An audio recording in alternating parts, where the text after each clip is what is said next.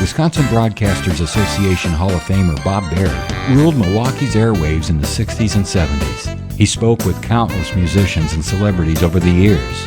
Bob collected remarkable recordings of these encounters, which he's now sharing with the public. Here's Bob.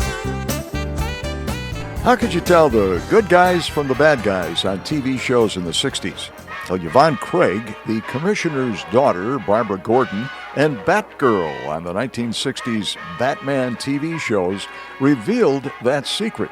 And she told us why she was unhappy wearing the Batgirl costume in the show. You've done quite a bit of acting, Yvonne. Yes, I've done tons of television and about 12 or 13 motion pictures, the last of which was In Like Flint. What was it like working with James Coburn? Well, I really did only one major scene with him, and it was shot in a couple of days, the whole thing in Like Flint. And he seems very nice, but, it was very businesslike, and we got it over. I didn't go to Jamaica with the whole group, because what I had to do was supposed to have taken place in Russia. I said, the least you can do is send me, to Russia and let me sort of sop up the culture so that I can get in the mood. But we did it on a soundstage at 20th Century Fox. What was it like shooting the Batgirl scenes in Batman? What was a day like? Well, it is not all dark glasses and signing autographs, let me tell you. No, I get up about 5 o'clock, and I'm in makeup at 6 or 6:30, depending on when we start shooting. Let's say 6:30, so I'm up at 5:30. In makeup at 6:30, on stage to shoot at 8, and we shoot all day, and around 6:30, 7 o'clock at night. And it's fun. It really is. How long does it take to shoot one scene? 3 days. So sometimes you find that, for instance, 1 week, on Monday we finished one show, began a new one on Tuesday, finished it on Thursday, and began a new one on Friday. And it sort of gets terribly confusing, so that you have to just not read the scripts ahead, or you're so confused that you're saying, but no, this won't work, because doesn't he kidnap me later? And they say, no, you've read, that's the next script. Don't get into that until we finish this one. So. What if, do you forget lines occasionally? I mean, does this happen? Or you'll be in the middle of a scene and forget a line? Well, not so much. I think it all has to do with early training, at least for me. I went to school in Columbus, Ohio, and the Ohio school systems at the time I went to school were very, very good, and we used to memorize 15 pages, called a contract of history a night. And once you begin training yourself to memorize like that, I found that even, after I left school, I was still memorizing everything. It was very easy for me, so memorizing lines is easy. And, of course, I don't retain them. After they've said, okay, cut print, then that's out of my mind, and the next kind of thing is going on.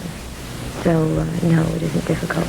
What about the Batgirl costume? The costume is very, very uncomfortable. It's made of girdle fabric. Much as they love to say it's made of stretch lame, which is what it is, it's girdle fabric with little pieces of metal in it that stab you.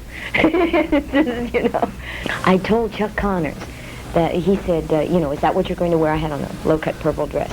And he said, is that what you're going to wear as Batgirl? And I said, no, the costume's purple, but... I said, I wear purple, but it's sort of, it's spray on. And he said, I certainly hope they're paying you more money for that can ruin your skin. And he thought they were going to paint me every day. You should wear what you have on. Well, it's a children's show and they won't allow it. See, that's where you tell the good guys from the bad guys on Batman. With Westerns, the bad guys have long sideburns and black hats. And then on, Batman, the good guys have no cleavage. See, Julie Newmar has a low-cut costume because she's a bad guy, but I have a turtleneck because I'm good. Somehow it seems unfair. Was there some complaint that that Batman was funny because he didn't go out with girls or something, and that they added a Batgirl to the... I don't know. Really, it's depressing in this country. Everybody, who's read one psychology book thinks they're Hopalong Freud, and they all start analyzing. No, I don't think so. A long time ago, in 1960 or 62 maybe, a book came out, and I've forgotten the title. But it started, analyzing all the comic strips that did not have any females in them. First of all, saying that Wonder Woman was a dyke because she, wore those boots and a whip and is really very kinky. And Batman and Robin were homosexual and all of this stuff. But, I think that's just a good way to sell books, I guess. He's been known to go out with people. He's just terribly square. Does he make any advances toward you in the series? Not as Batgirl. Batgirl and Batman just sort of have mutual admiration for their crime-fighting ability. Bruce Wayne and Barbara Gordon go out together. But since it's an action show, I doubt that they're going to slow down the action with more than just a couple of looks, that are significant. Hopefully significant.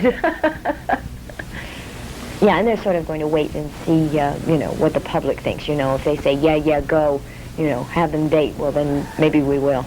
Are you ever sexy in the show? As Batgirl, yes. As Barbara Gordon, wholesome sexy. Not low cut, no. ABC has an aversion to cleavage at 6:30 in the evening. Hi, this is Batgirl, and here's Walkie's Batboy, Bob Barry. Holy Walkie! Bob Barry. Thank you for listening to Bob Barry's Unearthed Interviews. Be sure to subscribe and rate our podcast on iTunes or wherever you find your podcasts. You can find all the episodes at WisconsinBroadcastingMuseum.org. Check out Bob Barry's book, Rock and Roll Radio Milwaukee. Book sale proceeds support Angels Kids Fund and Donate Life Wisconsin. The preceding program was made possible by a generous contribution from Terry Bond.